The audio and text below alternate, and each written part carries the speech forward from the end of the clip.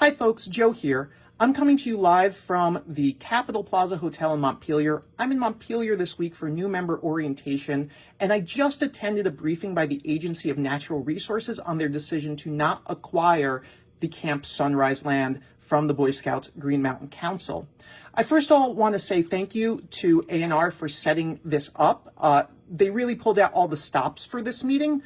They had Secretary Moore there. They had Commissioner Schneider there. They had technical staff there as well that could answer more technical questions. So it was really a full court press and bringing a lot of people from ANR who could provide as much information as possible. And I'm very thankful for them for doing that.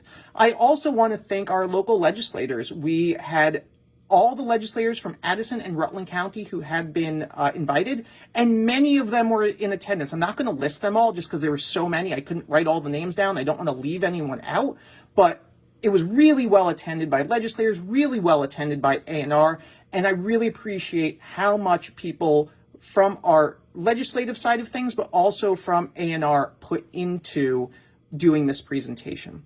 The top line reason is money. That's it. Money was the reason it was given. I have some notes on my phone and also a sheet from them I'm referring to here. They said that the cost of acquisition would be $1.46 million, with the actual cost sort of right around $1.4 million, and then about $65,000 more in fees. And so that was just too much money. And on top of that, what was too much money was they also identified $2.04 million in additional, what they called near-term expenses that would need to be done in order to bring the land up to where it needed to be part of the Vermont State Park system.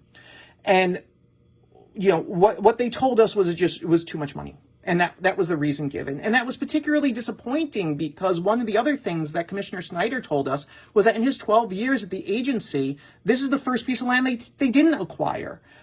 And that really made me wonder why, you know, it really made me wonder why. And it also made me wonder why because they also talked about how while some state parks are like donations with endowments and things like that, which is not this situation, they said when they are purchasing it, they often end up partnering with other organizations like the Land Trust and things like that. But they said because the decision was made that it was not financially feasible for ANR, that they just did not even, you know, they had some communications with them, but they did not pursue, you know, a question, are you willing to fund some of this? And part of that analysis was that they looked at different ways that it could be used. They looked at the idea of a day use facility. They looked at the idea of a day with a little overnight. And they also looked at but dismissed the idea of a full service campground because they felt there were others nearby, although another representative sort of challenged that. But my point being, they said that Vermont state parks always lose money. And so this was going to be a money-losing proposition and also putting in over $3 million just straight up front in order to get it to the place that it needed to be. I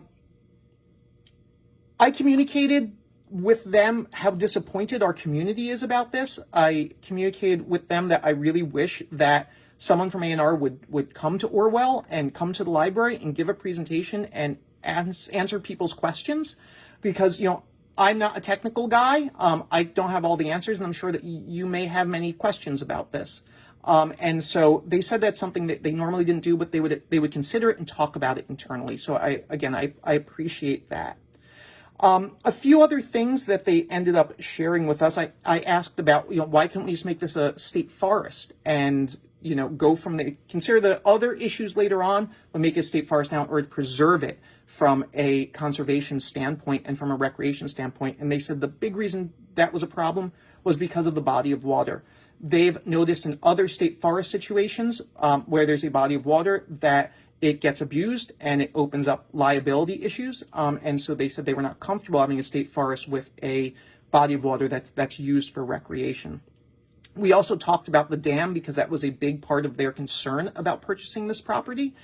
They said the dam is currently defined. They had an analysis done of it. They said the dam is currently defined as in poor condition and a significant hazard dam because of its poor condition and the fact there's an endangered mussel species that is downstream from the dam that could be significantly harmed if the dam was to fail. And so that was another part of this.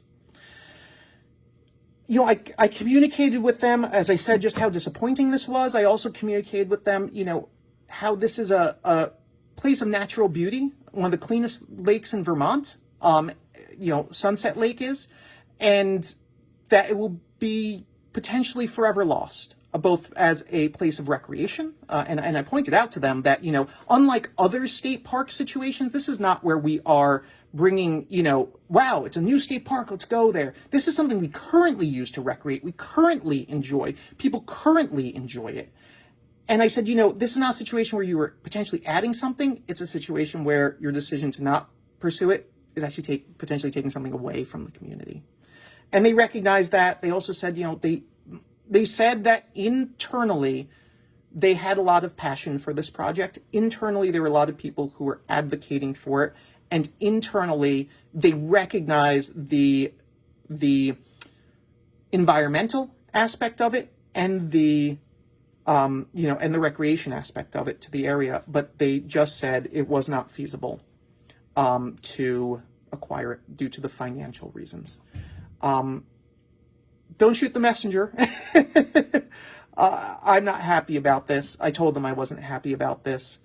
As I said, I asked them to please come to our community and answer questions and explain. I hope they will take me up on that offer. And if I find out more information, of course, I will share it with you.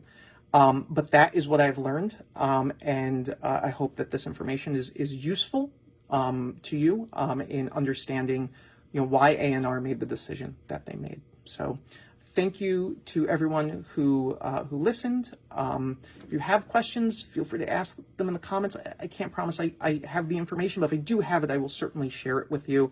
I can also reach out to the folks at ANR and see if I can get answers to your questions as well. So if you leave them in the comments, I can reach out to those folks and see, can you get me an answer about this or that?